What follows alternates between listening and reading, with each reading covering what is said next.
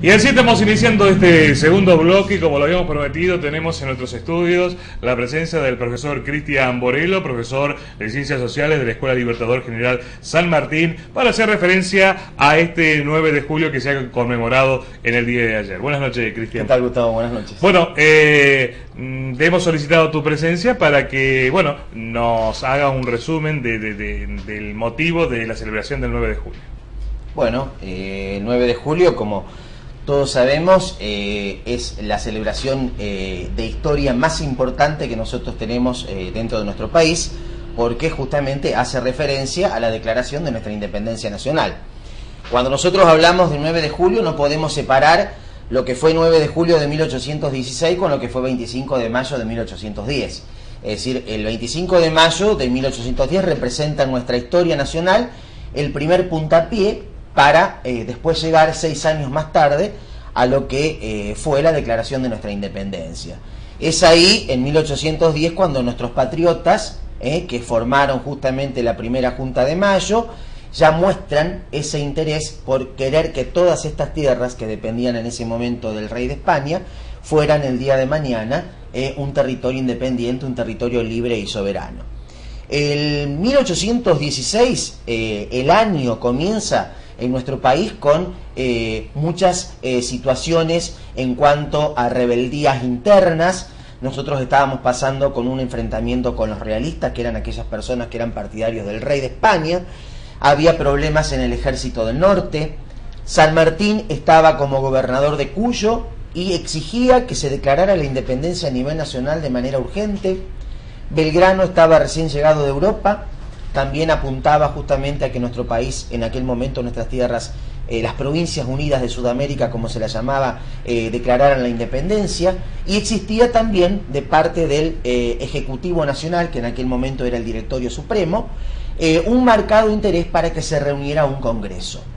Se inician las tratativas en la ciudad de Buenos Aires, siendo director supremo Ignacio Álvarez Thomas, en el año 1815, y es él el que convoca justamente a diferentes representantes de todas las provincias a un Congreso General Constituyente. Ahora bien, ¿por qué se elige Tucumán en aquel momento como lugar para la reunión de ese Congreso? Todos sabemos cuáles eran las vías de comunicación y los medios de transporte que teníamos en 1816. Existía la carreta y existía la galera, un medio de transporte un poquito más de lujo. Entonces se buscó justamente la provincia o la ciudad de Tucumán porque era un lugar donde todo el mundo podía llegar con mayor facilidad. Las provincias del norte, las que del centro y las provincias del este. Por lo tanto, es Tucumán la ciudad, la sede de este congreso. ¿Por qué congreso? ¿O qué significaba en aquel momento la palabra congreso? Congreso es una asamblea, una reunión de personas. En este caso apunta específicamente a reunión de representantes de todo el país. ¿Por qué general? Porque se invitan a todas las provincias que en ese momento formaban nuestras Provincias Unidas de Sudamérica. ¿Y por qué constituyente? Porque una de las funciones que tenía el Congreso de Tucumán era justamente declarar, además de la independencia, establecer una forma de gobierno para nuestro país dentro de una Carta Magna que sería la Constitución. Tan es así que los representantes empiezan a llegar en el mes de diciembre y enero, diciembre de 1815 y enero de 1816, y el Congreso abre las sesiones el día 24 con una solemne misa que se celebra en la iglesia de San Francisco en Tucumán, y posterior a eso se inician las sesiones. ¿Cuáles son las resoluciones más importantes que el Congreso toma en primer lugar, o que a ellos, a los diputados que representaban a las diferentes provincias, les resultaba prioritarias? Una era establecer en primer lugar una autoridad máxima para nuestro país. Nosotros veníamos con un directorio supremo, un directorio unipersonal, ejercido en forma interina por Ignacio Álvarez Thomas, y después de varias conversaciones, intercambio de ideas entre los diputados, se nombra como director supremo de nuestro país a Juan Martín de Pueyrredón. Posteriormente, otra de las determinaciones que toma justamente es empezar a buscar guiarse, por los máximos representantes o próceres de nuestro país principalmente aquellos que estaban al mando de diferentes ejércitos, cuáles eran las ideas que tenían para nuestro país, es decir, qué se quería para nuestro país, además de declarar la independencia, qué forma de gobierno querían en ese momento. Uno de los destacados en los pensamientos fue Manuel Belgrano, que quería instaurar en nuestro país una monarquía incaica. Él decía que mientras existan descendientes de los incas en la ciudad de Cusco, en Perú, debían justamente gobernar todas estas tierras con el título de monarca, por eso su forma de gobierno apuntaba a una monarquía, y como te decía, debía ser un descendiente de los incas.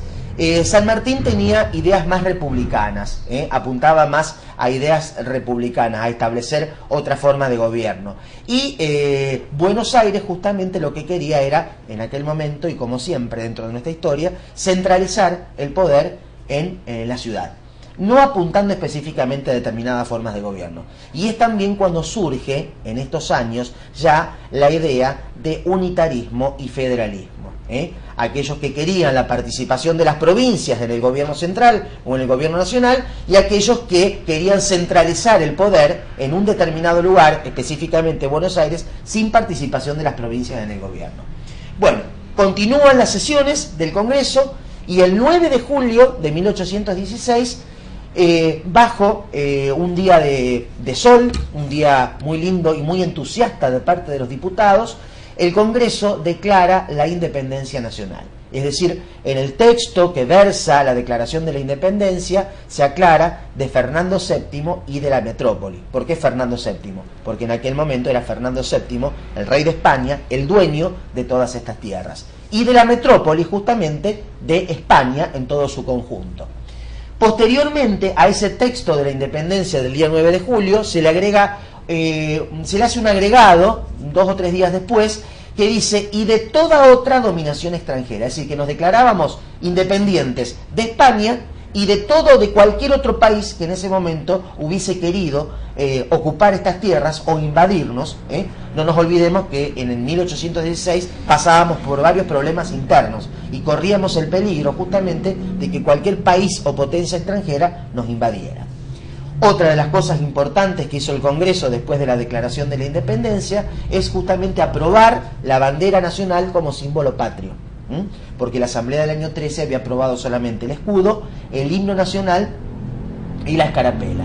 La bandera es recién aprobada como símbolo patrio en este Congreso de Tucumán de 1816. Bueno, Cristian, te agradezco esta clase de historia que nos ha dado, porque ha sido realmente una clase, un placer que hayas estado aquí, y para recordarles a toda la población cuál es el motivo. Una de las cosas que tenemos que decir que el Congreso cumplió con uno de sus propósitos, que era justamente declarar la independencia. Lo que no se logró en el Congreso de Tucumán es establecer una forma de gobierno para nuestro país, y tampoco se dictó una constitución. El Congreso funcionó en Tucumán. Meses más tarde, cuando termina el año 1816, pasa a funcionar, se traslada a la ciudad de Buenos Aires, ¿no es cierto? Y después vamos a ver que entre 1817 y 1820 hay una tentativa de dictar una constitución, como lo fue la Constitución de 1819, pero que fue rechazada justamente por el interior y por las provincias, porque era de carácter totalmente unitario. Muchas gracias, Cristian, por tu presencia, y ya en otra oportunidad te vamos a estar convocando para otra clase de historia. Muchas gracias. Nosotros continuamos en Hora de Noticias.